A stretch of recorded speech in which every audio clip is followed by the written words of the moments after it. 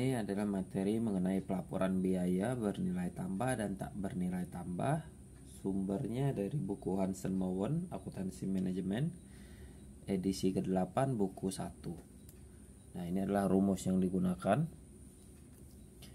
Dan ini adalah soalnya. Berikut adalah data aktivitas. Jadi ini adalah aktivitas perusahaan.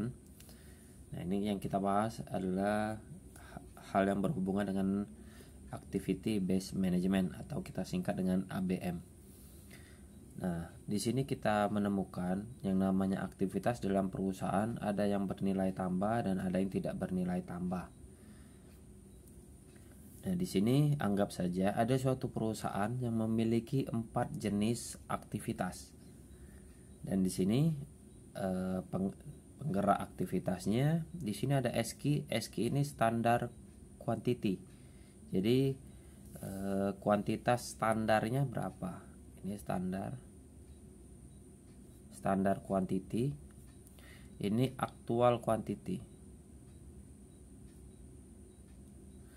Kalau SP ini standar price, harga standarnya.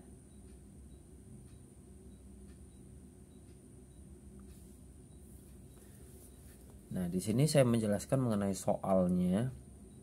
Di sini untuk pengalasan standarnya, jadi anggap saja kalau tidak ada masalah apapun dalam perusahaan menetapkan standar kuantitinya, kuantitas standarnya itu adalah 10.000. Sedangkan aktual itu yang benar-benar terjadi. Jadi pada saat tersebut yang benar-benar terjadi itu adalah 12.000. Jadi beda antara standar dan aktual.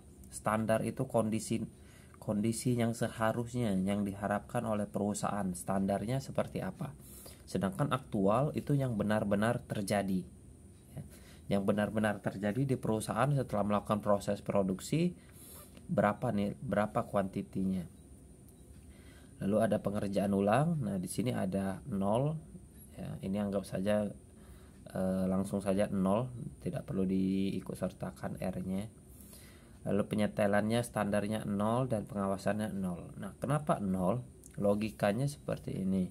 Perusahaan tentunya mengharapkan kalau tidak standar perusahaan mengharapkan tidak ada barang yang cacat. Jadi yang namanya tidak ada barang yang cacat otomatis tidak perlu dilakukan pengerjaan ulang. Jadi pengerjaan ulang ini biasanya dilakukan oleh perusahaan yang barangnya cacat sehingga harus diperbaiki. Nah, karena diperbaiki tentunya akan membutuhkan memakan biaya. Nah, standar dari perusahaan mengharapkan kalau tidak ada yang cacat. Sehingga kalau barang tersebut tidak ada yang cacat, berarti tidak ada yang perlu dikerjakan ulang. Nah, itu standarnya. Tetapi pada kenyataannya masih ada barang yang cacat, sehingga dilakukanlah pengerjaan ulang. Nah, itu logikanya. Begitu juga dengan pengawasan dan penyetelan. Kalau pengawasan, sebagai kita ambil contoh saja, kalau ada barang dari supplier, dari pemasok, tentunya yang kita harapkan sebagai perusahaan yang membeli barang dari supplier, tentunya kita mengharapkan barang-barang dari supplier atau pemasok tersebut tentunya semuanya bagus semua, ya, sehingga bisa kita lakukan proses produksi. Nah, jadi standarnya kita tidak perlu pengawasan karena kita percaya barangnya bagus. Tetapi pada kenyataannya barang dari supplier tidak 100% bagus. Jadi anggap saja bahan baku yang dikirimkan dari supplier itu ada beberapa yang cacat. Nah, maka dari itulah kita perlu pengawasan. Kita harus mengecek apakah barang yang dikirimkan supplier mana yang cacat, mana yang tidak. Karena kalau ada yang cacat harus kita retur, ya, kita kembalikan lagi. Nah, berarti itu kan butuh pengawasan. Nah, jadi pada intinya standar perusahaan mengharapkan kalau tidak ada pengawasan karena kita percaya dengan supplier tadi akan mengirimkan barang yang 100% bagus semua, tidak ada cacatnya sama sekali. Tetapi pada kenyataannya ada barang yang cacat sehingga kita ragu dan kita lakukan pengawasan, kita lakukan pengecekan mana yang cacat, mana yang tidak. Kalau yang tidak segera kita retur sehingga kita di sini aktualnya ada 4.000. Maka dari itulah standar belum tentu sama dengan aktual. Karena standar yang kita harapkan dan aktual yang benar-benar terjadi itu bisa saja berbeda. Nah, sekarang kita akan membuat pelaporan biaya berapa sih yang bernilai tambah dan tak bernilai tambah. Maksud dari tak bernilai tambah ini, sesuatu itu sebenarnya bisa dihilangkan. Sebagai contoh yaitu pengawasan. Pengawasan ini sebenarnya bisa kita hilangkan sesuai dengan standarnya. Karena selama syaratnya terpenuhi. Salah satu syaratnya yaitu ya supplier tadi harusnya melakukan pengecekan sehingga barang-barang yang dikirim itu semuanya bagus, 100% bagus, tidak ada yang cacat sama sekali. Jadi bahan bakunya bisa kita langsung gunakan ya tanpa melakukan pemeriksaan. Lalu proses produksi kita juga harus bagus. Proses produksi harus bagus sehingga tidak ada barang yang cacat. Kalau tidak ada barang yang cacat, tentunya tidak akan ada pengerjaan ulang. Jadi yang tak bernilai tambah ini anggap saja sebenarnya bisa kita hilangkan dengan beberapa cara. Sebagai contoh, pengawasan. Bagaimana supaya jadi nol? Ya tentunya kita harus pintar memilih supplier. Jangan memilih supplier yang asal saja sehingga barang yang kita dapat enggak 100% baik ya.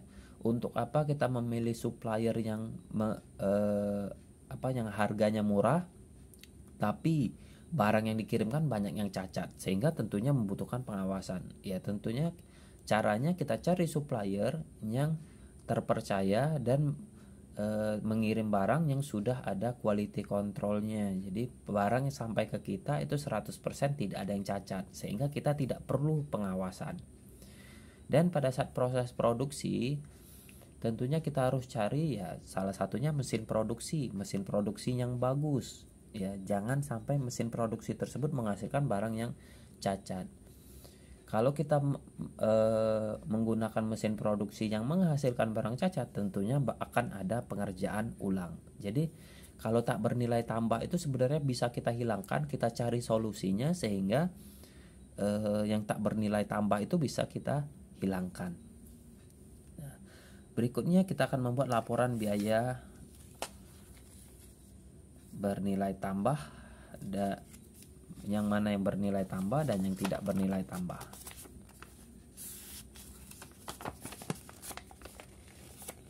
Nah, kita lanjutkan di sini laporannya.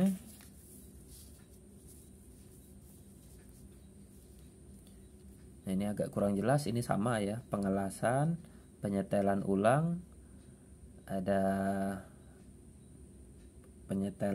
pengerjaan ulang, penyetelan dan pengawasan. Nah, biaya yang bernilai tambah itu adalah biaya yang sesuai dengan standar kita. Jadi standar kita hanya membutuhkan 10.000, tetapi kenyataannya 12.000. Nah, kenapa ini bisa terjadi? Berarti ada masalah di bagian di aktivitas pengelasan. Nah, maka dari itulah kita jadikan mata uang ya, kita jadikan dolar. Ya, kalau ini rupiah silakan diganti rupiah, tapi di sini dolar. Untuk yang bernilai tambah itu sesuai dengan standar, berarti harganya sesuai dengan kuantitinya. 40 dolar dikali 10.000 dolar.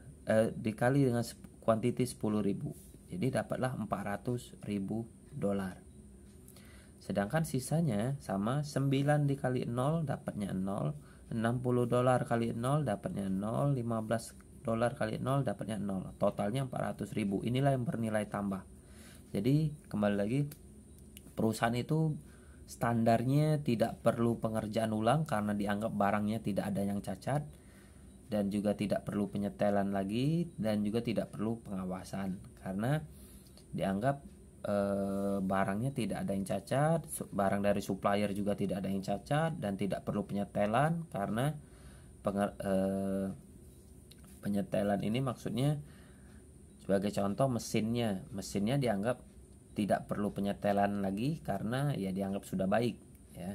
Jadi ini sesuai dengan komponennya, jam pengelasan 10.000 jam pengelasan normalnya, dan 0 pekerjaan ulang karena dianggap barangnya tidak ada yang cacat, dan 0 jam penyetelan karena dianggap tidak perlu disetel lagi ya, dan juga nol jumlah pengawasan karena dianggap barang-barang supplier itu sudah baik semua, tidak ada yang cacat.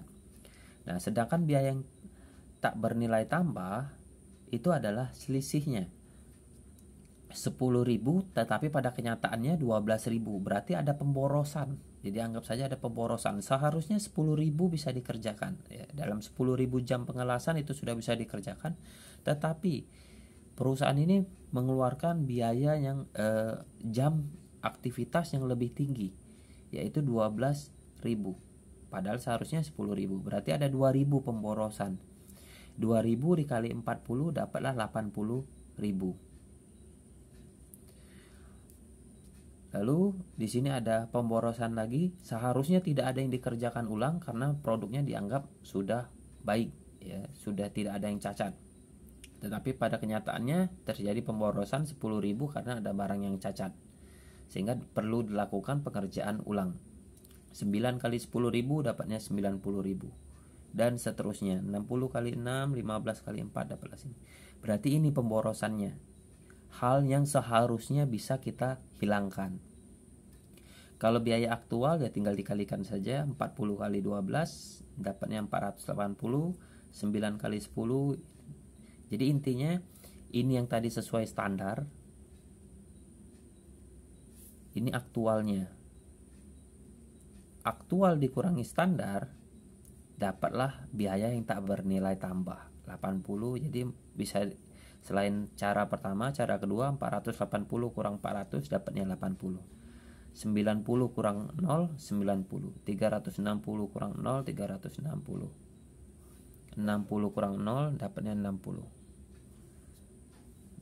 Nah, sehingga bisa dikatakan biaya tak bernilai tambah ini harusnya bisa kita hilangkan, atau jika tidak bisa dihilangkan ya tentunya bisa kita turunkan. Sebagai contoh, mungkin saja kita tidak dapat menemukan supplier yang benar-benar 100% menjamin bahan yang dikirimkan itu baik semua. Kemungkinan tetap ada yang cacat, yang namanya pabrik ya, bisa saja ada kecacatan.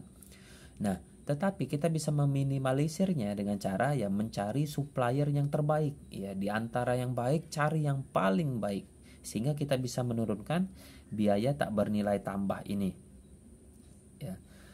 Contohnya tadi dalam hal pengawasan ya, kita cari supplier yang paling baik yang menghasilkan produk yang tidak cacat atau bahan baku yang tidak cacat. Nah, ini adalah contoh laporan biaya tak bernilai tambah, laporan trennya. Jadi anggap saja yang sudah kita kerjakan ini adalah tahun 2007. Nah, tahun 2008 kita evaluasi lagi, kita buat hal yang sama. Setelah kita evaluasi ya, ini tak bernilai tambah dapat dari sini. Setelah kita evaluasi, ternyata pada saat 2008 terjadi penurunan. Pengelasan yang tak bernilai tambah sudah turun menjadi 50.000, sedangkan pengerjaan ulang ini anggap saja produk yang cacat di tahun 2008 ini semakin sedikit, sehingga menghasilkan nilai 70.000 ya. Berbeda dengan di sini, awalnya 90.000, kemudian tahun 2008 sudah menurun 70.000 dan seterusnya. Jadi semuanya mengalami penurunan. Dari yang tidak bernilai tambahnya $590.000 sudah menurun menjadi 355. Jadi ada perubahan sebesar 235. Jadi ini hal yang positif, hal yang baik. Berarti perusahaan sudah berhasil menerapkan meminimalisir untuk biaya yang tak bernilai tambah. Sebagai contoh tadi, kita sudah tahu perusahaan ini banyak mengalami kerugian karena ada pengawasan yang tinggi, karena banyak produk cacat yang dikirimkan oleh pemasok, sehingga ya kita cari pemasok yang lebih menjamin barangnya lagi, sehingga kita bisa menurunkan biaya pengawasan. Jadi biaya pengawasannya menurun dari 60.000 ke 30.000.